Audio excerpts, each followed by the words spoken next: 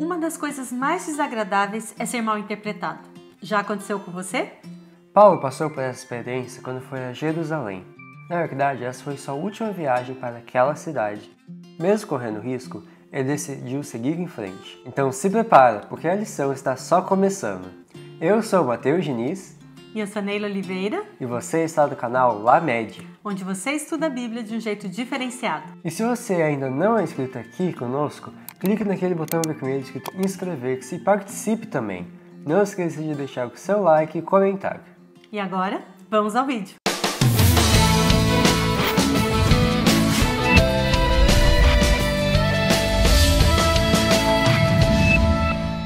A vida do apóstolo Paulo não era fácil. Além de ter que passar por todos os desafios para pregar a mensagem para o maior número de pessoas possível, ele ainda enfrentava a oposição e a ira dos judeus. Eles não admitiam que os gentios fossem considerados iguais a eles e ficaram profundamente irritados quando Paulo lhe disse que não havia diferença entre gentio e judeu, entre circunciso e incircunciso. Eles decidiram dar um basta nessa conversa de Paulo. Não foi uma nem duas vezes que tentaram tirar a vida do apóstolo, mas de alguma forma a informação chegava até Paulo e Deus o livrava. Foi por causa de uma situação dessas que Paulo teve que dar a volta pela Macedônia em vez de ir direto para Jerusalém.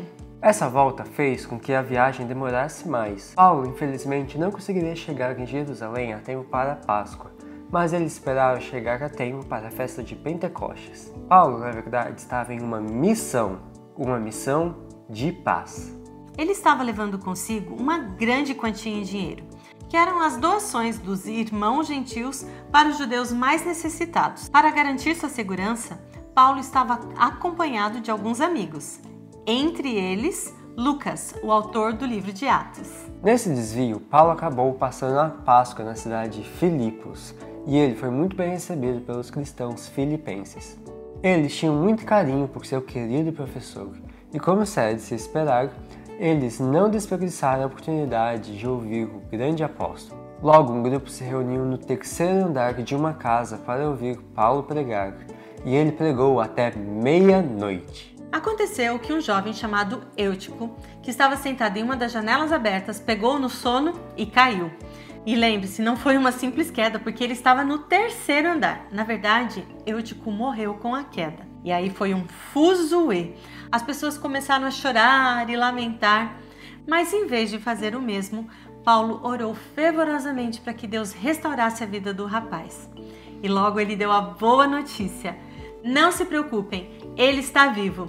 Foi uma festa, uma alegria. E para comemorar, sabe o que eles fizeram? Ainda ouviram o apóstolo Paulo até o amanhecer. E dessa vez estava todo mundo muito bem acordado. Bom, vamos dar uma acelerada na viagem, senão a gente não chega a tempo com Paulo em Jerusalém. Em Mileto, Paulo ainda conseguiu se encontrar com alguns cristãos de Éfeso e matar a saudade deles. Parece que ele estava pressentindo que aquela seria uma despedida. Por isso, Paulo os aconselhou para cuidarem de si mesmos e também dos outros. Também os advertiu para tomar cuidado com pessoas que distorceriam a verdade, com a intenção de agradar e atrair os ingênuos. Eles deveriam estar firmados na verdade. De Mileto, Paulo foi para Pátara, e de lá ele tomou um navio que ia atravessar a Fenícia. Novamente, ele foi advertido dos perigos que o aguardavam em Jerusalém, mas isso não mudou em nada o propósito do apóstolo. Ele seguiu em frente e ainda ficou uns dias em Cesareia, onde na verdade ele teve praticamente os seus últimos dias de liberdade plena. Foi em Cesareia que houve aquele incidente com um profeta chamado Ágabo. Ele usou uma ilustração para mostrar o que aconteceria com o apóstolo Paulo quando ele fosse para Jerusalém.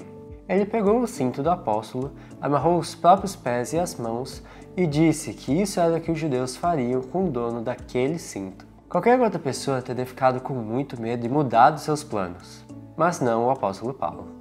Chegando em Jerusalém, Paulo entregou as doações. Isso foi motivo de muita alegria. O problema aconteceu quando os judeus souberam que muitos gentios estavam se convertendo. Quando era um grupinho ali bem pequeno, sem problema, beleza. Mas eles começaram a temer que perderiam o controle da situação e começaram a questionar o trabalho de Paulo. Na verdade, eles insistiram para Paulo provar sua lealdade participando de um ritual de purificação no templo. E Paulo concordou. Mas veja o que diz aqui. Aqueles que aconselharam Paulo a fazer isso não haviam considerado como isso colocaria em grande perigo. Durante vários dias, Paulo não foi reconhecido, mas um dia, enquanto ele conversava com os sacerdotes sobre os sacrifícios que seriam oferecidos, um grupo de judeus da Ásia o reconheceu. Furiosos, eles partiram para cima de Paulo, o acusando, dizendo que ele estava pregando contra os judeus, contra a lei e contra o templo. E ainda o acusaram de permitir que gregos entrassem no templo, o que era uma profanação de acordo com a lei. Eles entenderam tudo errado. Na verdade, eles distorceram a situação, porque Paulo tinha sido visto com Trófimo, um efésio, e eles concluíram que Paulo havia levado Trófimo para dentro do templo. Mas isso não era verdade, era uma falsa acusação. E essa falsa acusação despertou ainda mais a ira e o preconceito das outras pessoas e logo toda Jerusalém estava uma confusão e agitada. Agarraram Paulo e o arrastaram para fora do templo com a intenção de matá-lo. E se não fosse a intervenção do capitão romano e seus soldados, Paulo teria sido morto ali mesmo. Para preservar a sua vida, Paulo foi levado para uma fortaleza, mas mesmo assim ele quis falar ao povo. Com a permissão do capitão, ele se levantou na escadaria e começou a dar o seu testemunho para aquelas pessoas. Parte desse testemunho é o nosso texto-chave dessa semana. Então ele disse: o Deus de nossos antepassados escolheu você para conhecer a vontade dele, para ver o justo e ouvi-lo falar.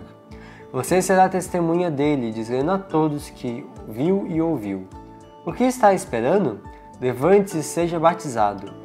Fique limpo de seus pecados, invocando o nome do Senhor. Mas quando Paulo disse que Deus o nomeou embaixador para os gentios, agora ele foi longe demais. Enfurecidos, começaram a gritar que ele não merecia viver. Imediatamente eles levaram Paulo para dentro da fortaleza, porque senão a multidão tinha despedaçado ele. O capitão mandou então que açoitassem Paulo e depois o interrogassem. Quando o soldado estava prestes a cumprir essa ordem, Paulo revelou que tinha cidadania romana. E pela lei, um cidadão romano não poderia ser açoitado sem ter sido condenado. Eles recuaram. Afinal, um cidadão romano tinha muitos privilégios e também muitas proteções. O comandante achou melhor reunir os governantes judeus e entregar Paulo ao Sinédrio. E aqui aconteceu um julgamento bem parecido com o de Jesus. A diferença é que dessa vez, o discurso de Paulo fez com que os fariseus e os saduceus discordassem. Os fariseus acharam que não tinha nada de errado com Paulo, que ele estava bem certo. Já os saduceus queriam matá-lo. E novamente o capitão romano interveio e levou Paulo para a fortaleza. Os inimigos começaram a tramar para tirar a vida de Paulo, mas a informação chegou ao capitão romano, que imediatamente mandou que os soldados levassem Paulo em segurança para Cesareia. Assim, a vida do apóstolo foi poupada e ele ficou mais perto do lugar em que ele testemunharia para as pessoas mais improváveis. Mas esse vai ser o assunto da lição da próxima semana. Uma das lições que podemos tirar da história dessa semana é sobre a responsabilidade de julgar com mal aqueles que realmente estão defendendo a causa de Deus. Como um servo de Deus, Paulo fazia todo o possível para unir as pessoas em Cristo. Mas o orgulho impediu as pessoas de verem a verdade e as intenções do apóstolo. Esse texto nos serve como alerta. Aqueles que Deus escolheu para realizar uma grande e boa obra podem estar prontos para sacrificar até a própria vida pela causa de Cristo. Porém, o grande enganador lançará dúvidas a respeito deles e a seus irmãos, para enfraquecer a confiança em sua integridade e impedir que sejam úteis. Precisamos ser colaboradores de Cristo e não atrapalhar aqueles que estão defendendo a verdade. Que bom que você ficou com a gente até o final deste vídeo, porque agora vem os abraços. E o primeiro vai para a base Paiaiás, da Igreja Central de Mundo Novo, da cidade de Jacobina, Bahia.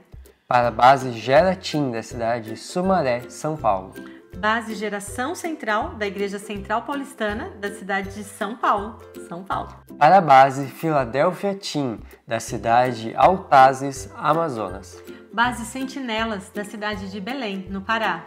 Para a base Grandes como Davi da cidade de Navegante, Santa Catarina. Base Jeová Jiré da comunidade hispana do bairro da Armênia da cidade de São Paulo.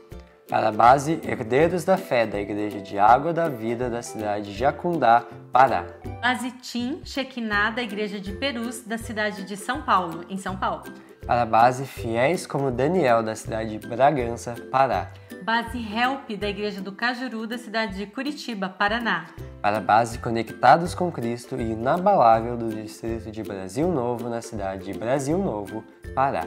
Base Teu Poder da cidade de Espigão do Oeste, Rondônia. E para a base To The Sky da cidade de Altamira, Pará.